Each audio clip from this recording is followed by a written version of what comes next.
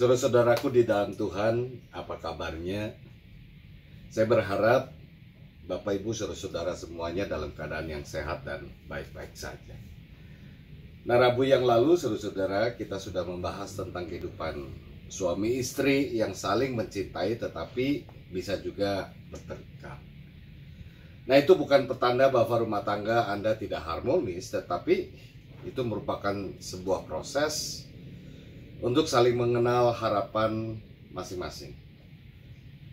Yang terutama dalam menjalankan kehidupan rumah tangga adalah tetaplah takut pada Tuhan, dan mencintai itu membutuhkan pengorbanan dengan mau belajar, mengerti, dan memahami pasangan kita seumur hidup kita. Nah, hari ini saudara-saudara kita akan membahas tentang sakit. Kalau kita sakit atau kekasih kita sakit. Nah, Bapak Ibu saudara-saudara, Anda tentu ingat kisah Rasul Paulus. Dia banyak memiliki pergumulan. Nah, salah satu pergumulan yang membuat dia berdoa sampai 3 kali adalah tentang duri di dalam dagingnya. Tetapi apa yang bisa kita perhatikan bersama dari kisahnya, sekalipun ia sudah memohon kepada Tuhan sampai 3 kali agar duri dalam daging itu diangkat dari tubuhnya, tetapi Tuhan tidak mengabulkannya. Dan Anda bisa melihat di 2 Korintus 12 ayatnya yang ke-8.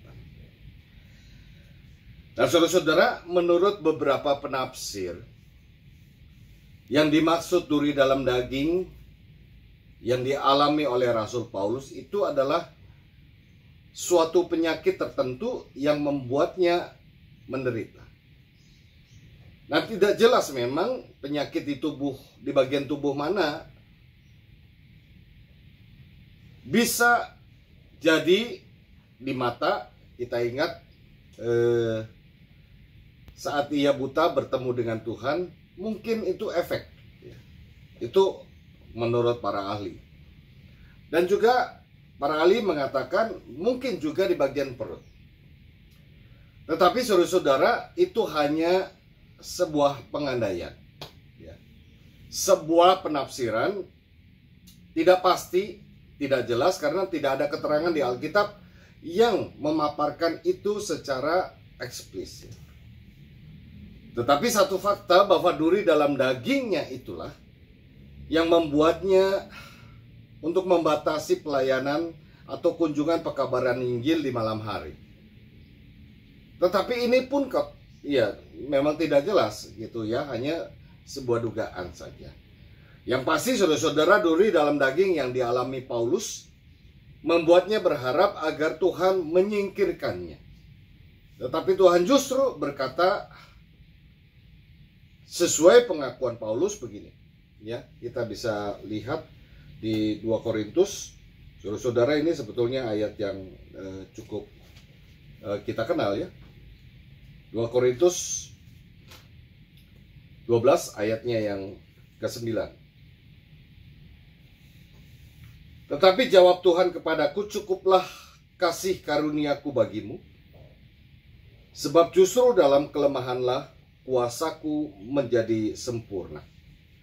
Sebab itu terlebih suka aku bermegah atas kelemahanku, supaya kuasa Kristus turun menaungi aku. Jadi intinya, cukuplah kasih karuniaku bagimu, sebab ya Tuhan, atas permintaan Paulus, Tuhan tidak mengabulkannya. Dengan kata lain, Paulus harus mengalami sakit di sepanjang hidupnya. Nah, apa yang bisa kita tarik dari pengalaman Paulus ini? Kita menjadi tahu bahwa tidak ada seorang pun di dunia ini yang kebal terhadap penyakit. Beberapa orang yang saya kenal cukup sehat dan secara rutin melakukan olahraga, tapi itu mereka juga bisa jatuh sakit. Bahkan ada yang sakit yang boleh dikatakan cukup berat. Semua orang berharap memang tidak mengalami sakit sepanjang hidupnya. Tetapi sebagai manusia yang lemah, tubuh ini kuat, tetapi pada saatnya juga akan melemah. Jadi sebagai manusia yang lemah, ya sakit bisa saja terjadi. Kita bisa sakit berat, mungkin berlangsung berminggu-minggu, mungkin berlangsung berbulan-bulan, bahkan mungkin sakit yang menakut. Jika sudah begitu, saudara-saudara, yang menderita bukan hanya bagian tubuh yang terkena penyakit, tetapi juga pikiran dan perasaan orang yang mengalami. Nah, saudara-saudaraku, tidak sedikit orang yang sedang mengalami sakit, merasa putus asa ketika rasa sakit itu terus mendera dan tidak juga kunjung sembuh. Coba bayangkan bila Anda sedang sakit gigi. Rasa sakit itu sangatlah mengganggu. Obat penahan sakit seakan tidak membantu untuk meredakan sakit itu, apalagi menghilangkannya. Rasa sakit itu bagaikan palu godam yang terus menghantam saat demi saat. Anda menjadi merasa kesal, Anda merasa jengkel, marah, tetapi ya tidak bisa berbuat apa-apa. Nah, rasa putus asa semakin bertambah ketika Anda harus bergantung kepada orang lain dalam beraktivitas. Ingin jalan pun harus menunggu orang lain yang memapah. Ingin makan, minum, atau ke WC, menunggu ada orang yang membantu Anda. Nah, singkatnya saudara-saudara, apa yang biasa Anda lakukan secara rutin setiap hari tiba-tiba berubah. Dan itu tidak bisa kita lakukan lagi. Kita seakan-akan di lockdown. Ruang lingkup kita menjadi sangat terbatas. Mungkin hanya di sekitar kamar, mungkin juga hanya di sekitar tempat tidur, dan mungkin juga hanya di area terdekat yang bisa dijangkau dengan tangan. Orang yang sakit akan bertambah putus asa ketika tahu, menyadari bahwa untuk sembuh ternyata butuh biaya yang tidak sedikit. Tidak hanya untuk pemeriksaan ke dokter, periksa lab, membeli obat-obatan, dan seterusnya dan sebagainya. Kepikiran uang dari mana dan ini dan itu. Dan kalaupun orang punya uang yang cukup banyak, menghadapi sakit bukan sesuatu perkara yang sederhana. Karena itu ya muncullah perasaan bahwa Anda telah menjadi beban. Hidup Anda seakan menjadi tidak berharga lagi di mata orang lain. Nah, jika pasangan hidup atau orang di sekitar Anda tidak bisa memahami keadaan Anda, tidak memberikan dukungan dan perhatian yang cukup, maka mental dan psikis Anda akan semakin terpuruk. Dan kalau sudah begitu, kondisi Anda akan semakin lemah, semakin tidak berdaya. Jadi bukan hanya tubuh yang sakit, tetapi mental Anda pun sakit. Namun kenyataannya, saudara-saudara, Anda masih hidup. Karena itu mungkin Anda bertanya, mengapa ini bisa terjadi? Mengapa Tuhan tidak juga memberi pertolongan dan kesembuhan? Mengapa Tuhan diam saja? Mengapa Tuhan tidak do something untuk keadaan? Ya, saya sering mendengar curhatan mereka yang sakit. Tidak sedikit, sangat sering. Tidak sedikit dari mereka merasa ingin segera dipanggil Tuhan. Kenapa? Ya, sebab mereka merasa tidak punya lagi harapan. Sebab mereka sudah tidak lagi berharga. Sebab mereka merasa telah menjadi beban. Untuk apa hidup bila telah menjadi beban dan tidak berharga lagi? Nah, saudara-saudara, ini yang harus kita tanyakan ketika kita sakit, atau ketika orang yang kita kasihi sakit, atau orang yang kita kenal itu sakit.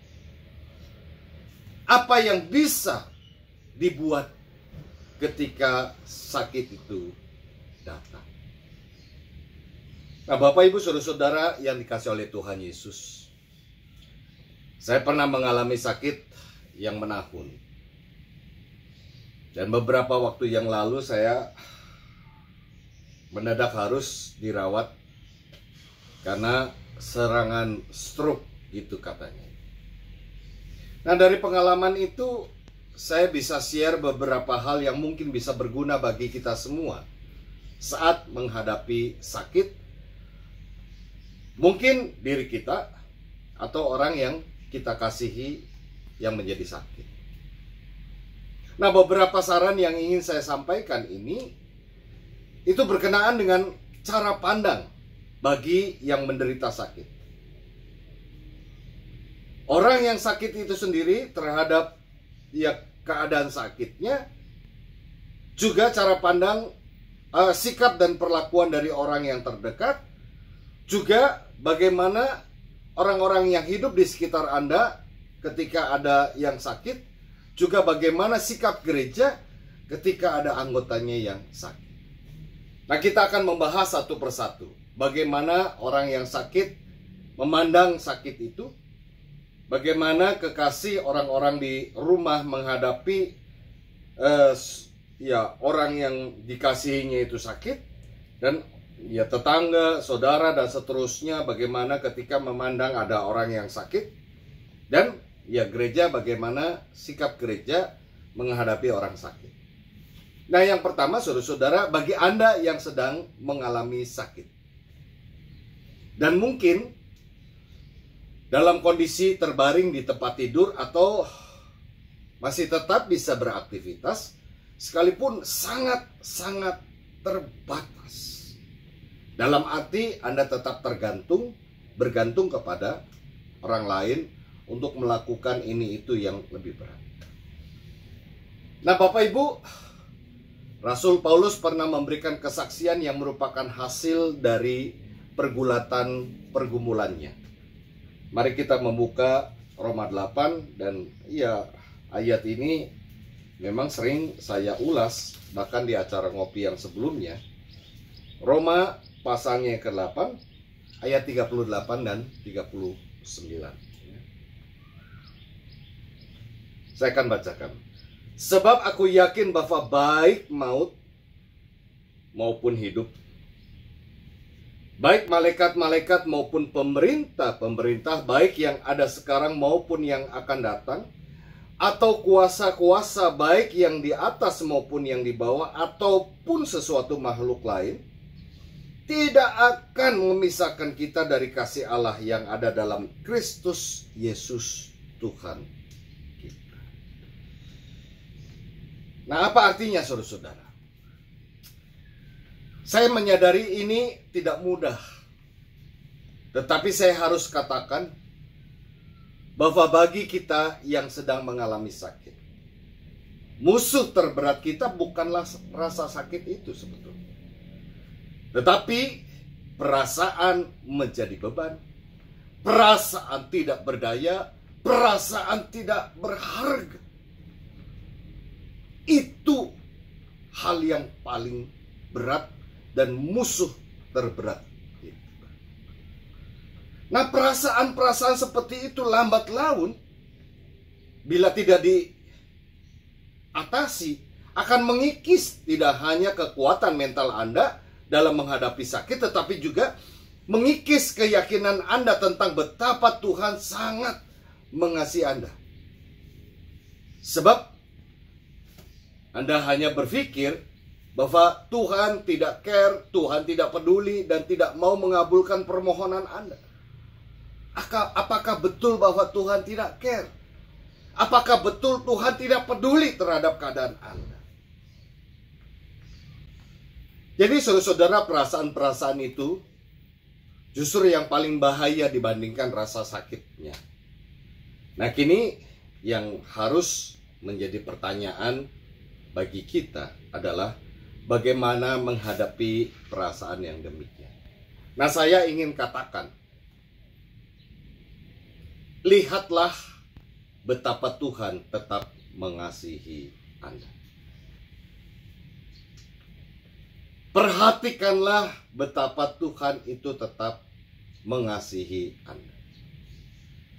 Tuhan menghadirkan orang-orang yang care kepada Anda, yang mendoakan Anda, dan terutama sakit itu adalah sebuah tahap untuk kita mengalami perjumpaan dengan Tuhan. Kok bisa? Ya sebab di saat itulah kita berhadapan-hadapan secara langsung dengan Tuhan, berkomunikasi langsung dengan Tuhan, kita bergumul dengan Tuhan. Berbeda ketika kita sedang sibuk, kita seakan lebih fokus pada pekerjaan dan ini dan itu, tetapi di dalam kesendirian kita ketika sakit, itu menjadi saat yang lebih berharga. Kita bisa berhadapan-hadapan dengan Tuhan di dalam doa, di dalam permenungan kita, di dalam diam kita. Seperti halnya Paulus, kita bisa fokus pada kasih Tuhan. Dan kita harus memang fokus lebih kepada kasih Tuhan dan bukan kepada perasaan-perasaan. Atas apapun yang terjadi, kasih Tuhan tetap berlimpah di dalam hidup kita. Jadi fokus kita, saudara-saudara, fokuslah pada kasih Tuhan, pada perhatian Tuhan, pada cinta kasih Tuhan. Bahwa Tuhan itu ada. Tuhan itu memperhatikan. Tuhan mengerti pergumulan Anda. Jadi saudara-saudara, sakit seperti juga pergumulan hidup yang lain bisa menjadi sebuah fase yang menggodok iman Anda untuk makin kuat dan dewasa dalam menghadapi kenyataan hidup yang tidak selalu sesuai dengan harapan Anda. Jadi saudara-saudara, kasih Tuhan tidak pernah meninggalkan Anda.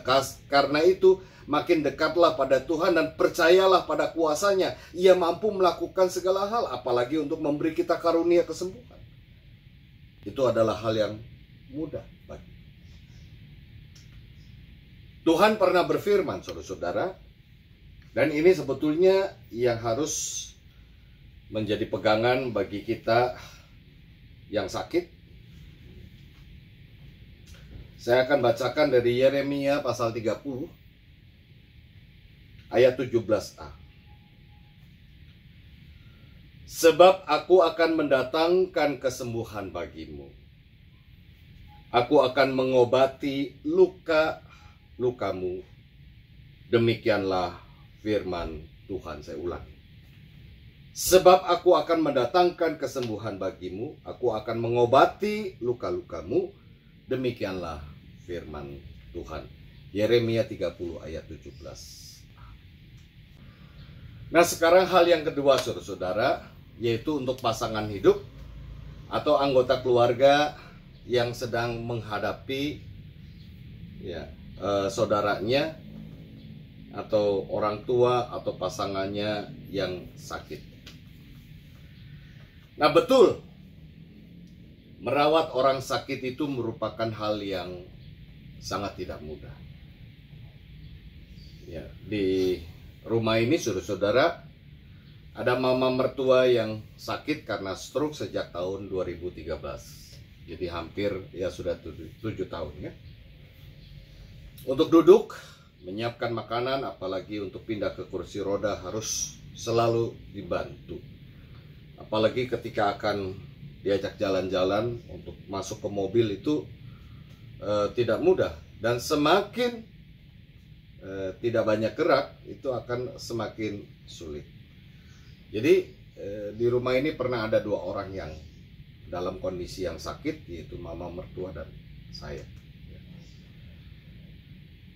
Nah, merawat yang sakit, sekalipun saya sakit juga ikut merawat ke dokter dan seterusnya.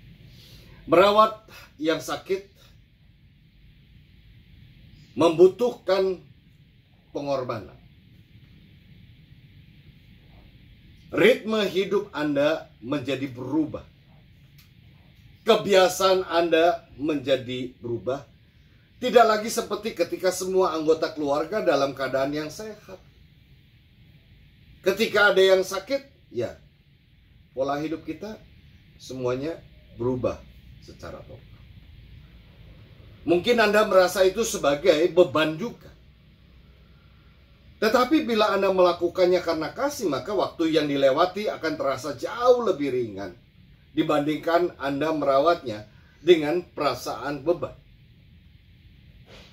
Sebab memang ketika Anda melakukannya dengan rasa terpaksa, orang yang sakit itu merasakan juga bahwa apa yang Anda lakukan itu tidak tulus. Tetapi yang sakit juga tidak ingin menyakiti orang yang telah berjerih lelah merawat. Nah, satu hal yang harus Anda yakini ketika merawat yang sakit, bahwa Anda bisa menjadi alat Tuhan untuk menghadirkan karunia Tuhan. Satu hal yang harus diyakini, bahwa Anda bisa menjadi alat Tuhan untuk menghadirkan karunia. Kok bisa, saudara-saudara? Ini masih ingat gak dengan kisah Tuhan Yesus yang menyembuhkan orang yang lumpuh di Kapernaum? Itu di Injil, ada beberapa Injil, tetapi saya coba fokus pada Markus pasal 2, ya. Markus pasal 2 ayat 1 sampai dengan 12. Ada orang lumpuh yang disembuhkan. Nah, Markus 2 ayat 1 sampai dengan 12 ini menceritakan bahwa ada 4 orang yang harus menggotong orang lumpuh itu agar bisa bertemu dengan Tuhan. Nah, sambil menggotong orang yang lumpuh itu, keempat orang itu harus berjerih lelah naik ke atap rumah, lalu membuka atasnya, lalu menurunkan yang lumpuh itu. Kok kenapa sampai begitu? Ya, sebab di dalam cerita itu rumah itu penuh sesak dengan orang-orang yang ingin mendengar pengajaran dari Tuhan Yesus. Semuanya sehat, tetapi justru yang sakit begitu sulit untuk bisa bertemu Tuhan, dan harus ada yang mau berkorban untuk menolong. Dan apa yang terjadi, saudara-saudara, 4 orang itu telah menjadi alat Tuhan untuk menghadirkan kesembuhan. Dan hal itu bisa berarti adalah Anda. Anda entah sebagai pasangan hidup, Anda sebagai anggota keluarga. Pengorbanan yang diiringi cinta kasih bisa membawa yang sakit mengalami kasih Tuhan. Pengorbanan yang diiringi dengan empati bisa menghadirkan mujizat dari Tuhan. Tetapi saudara-saudara, sebaliknya, bila Anda merasa bahwa yang sakit itu menjadi beban hidup Anda, maka itu akan menjadi tambahan penderitaan bagi yang sakit. Dan Anda harus tahu bahwa yang sakit sama sekali tidak pernah berharap mengalami sakit. Ia hanya berharap pada orang-orang yang memiliki empati. Bapak, Ibu, Saudara-saudara, sekarang hal yang ketiga, yaitu bagi orang-orang yang mengenal orang yang sedang sakit, atau kita yang ada di sekitar orang sakit, entah sebagai tetangga, sebagai orang yang pernah bergaul dengan kita, bercengkrama dengan kita. Nah, saya percaya saudara-saudara, Anda semua mungkin merasa care dan penuh perhatian. Mungkin Anda juga ikut mendoakan kesembuhannya, memikirkan segala sesuatu agar teman saudara atau orang yang Anda kenal yang sakit itu bisa sembuh. Tetapi Anda harus tahu juga bahwa kata-kata yang tidak empati bisa menambah beban bagi yang sakit. Seperti misalkan, ya, kok kamu sakit lagi? Atau tanpa sadar kita mengatakan, kok Anda nggak sembuh-sembuh? Atau kita berkata begini, kok Anda sakitan mulu? Kamu bandel ya? nggak minum obat, kamu nggak pernah periksa ini itu ya. Saudara-saudara, ini kalimat menghakimi loh, ya, tanpa kita sadari. Atau kata-kata yang justru tidak menolong meringankan beban psikologis bagi yang sakit. Yang sakit itu sudah sakit secara fisik, ditambah lagi sakit secara psikis. Nah, Bapak Ibu Saudara-saudara, tidak ada seorang pun yang berharap sakit. Sakit itu penderitaan. Kalau bisa ditolak. Tetapi ketika itu terjadi, bagaimana? Karena itu yang perlu Anda lakukan sebagai orang yang pernah dekat, tetangga Anda atau teman Anda dan seterusnya, cukuplah menjadi pendengar yang baik bila yang sakit mau bercerita tentang pergumulan sakit. Nah, kita tidak perlu menjadi seperti kepala rumah ibadat seperti yang diceritakan di Injil Lukas 13 ayat 10 sampai dengan 17. Saya juga pernah bercerita itu. Nah, di Injil Lukas 13 ayat 10 sampai dengan 17, di sana diceritakan ada perempuan yang telah menderita bungkuk selama 18 tahun lamanya. Ia tentu sudah sebelumnya punya nama, tetapi ia dijuluki si bungkuk. Dan ia sering berada di rumah ibadat untuk mengharapkan belas kasihan orang yang mau beribadah. Nah, apa yang terjadi ketika Tuhan menyembuhkannya? Ini secara khusus kepala rumah ibadat ya. Mestinya kepala rumah ibadat itu merasa senang. Ya, karena apa? Ya, karena ada orang yang sakit telah disembuhkan oleh Tuhan. Tetapi yang terjadi justru sebaliknya. Kepala rumah ibadat itu merasa kesal. Ya, karena cuma memikirkan aturan ini, itu, dan seterusnya, dan sebagainya. Tetapi ini ironis banget loh. Nah, dari kejadian itu kita jadi bertanya, apa sebetulnya yang sudah dilakukan oleh kepala rumah ibadat itu selama 18 tahun lamanya, yang selalu melihat penderitaan perempuan itu saat akan memasuki rumah ibadat. Matanya pasti melihat perempuan itu yang selalu duduk, yang berharap belas kasihan orang-orang yang masuk ke rumah ibadah. Apakah ia cukup punya empati? Apakah ia sudah mendoakan untuk kesembuhannya? Atau justru merasa konsentrasinya terganggu saat akan memimpin ibadah karena melihat perempuan itu? Kepala rumah ibadat itu bukan menjadi contoh yang pantas untuk kita tiru. Jadi, saudara-saudara, jadilah pendengar yang baik. Kita mendoakan dan berhati-hatilah dalam berkata-kata, karena ketika kita sakit, lalu ada orang yang mengatakan sesuatu yang tidak mengenakan, itu juga bisa menjadi beban Anda.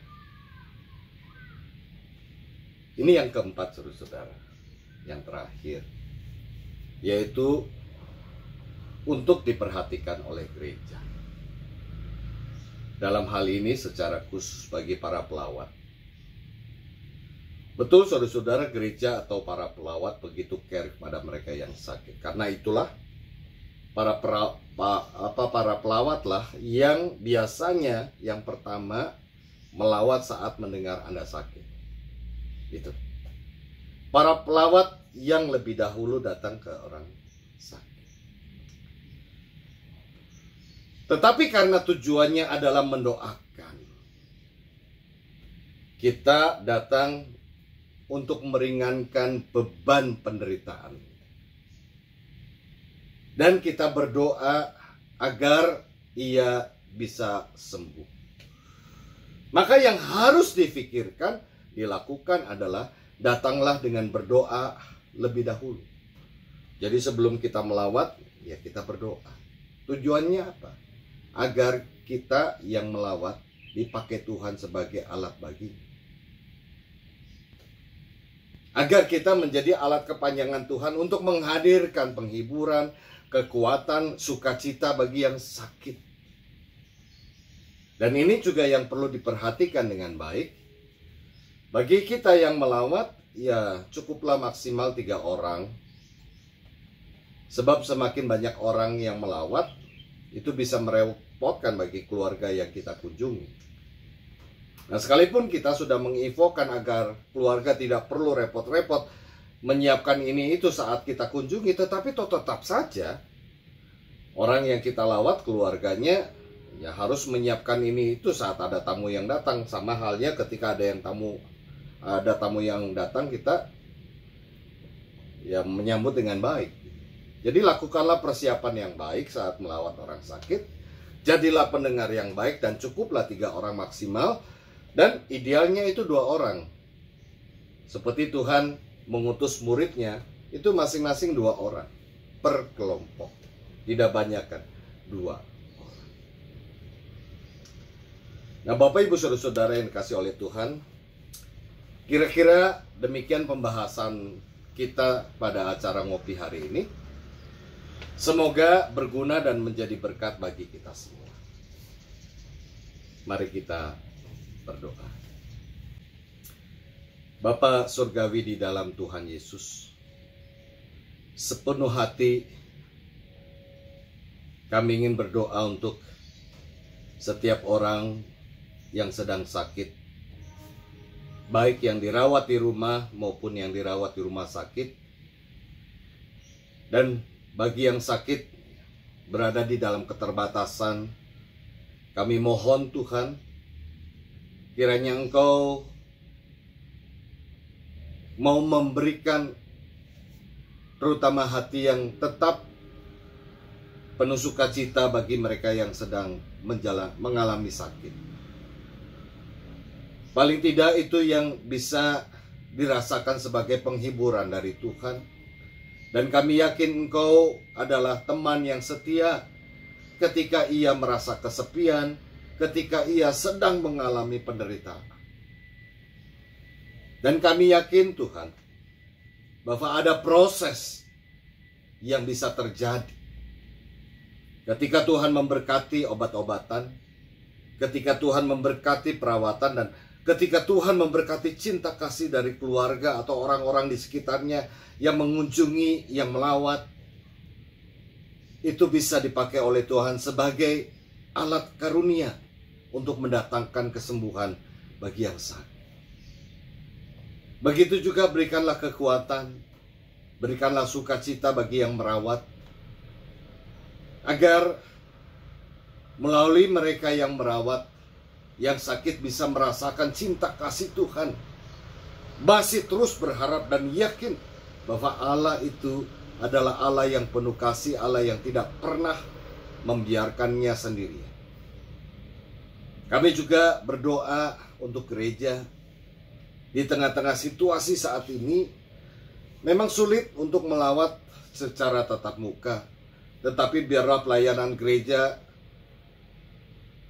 tetap berlangsung, mungkin dengan cara Zoom atau apa, dengan menyapa melalui media sosial atau melalui telepon dan seterusnya dan sebagainya. Itu bisa menjadi penghiburan dan kekuatan bagi mereka yang sedang sakit. Kami yakin dan percaya kuasa Tuhan itu luar biasa, kuasa Tuhan itu nyata, dan Tuhan ada, Tuhan bisa melakukan segala cara sesuai dengan rencanamu untuk mendatangkan kebaikan, untuk mendatangkan sukacita, bahkan untuk mendatangkan pemulihan, kesembuhan, dan pemulihan yang sempurna. Terima kasih Bapa. Inilah doa yang jauh dari sempurna yang kami naikkan. Hanya di dalam nama Tuhan Yesus Kristus, Tabib yang agung, yang setia dan tetap mengasihi. Amin. Bapak Ibu Saudara-saudara, sampai jumpa lagi pada hari Rabu depan di acara ngopi yang saya pandu. Masih berbicara tentang sekitar keluarga. Tuhan memberkati Anda semua. Amin.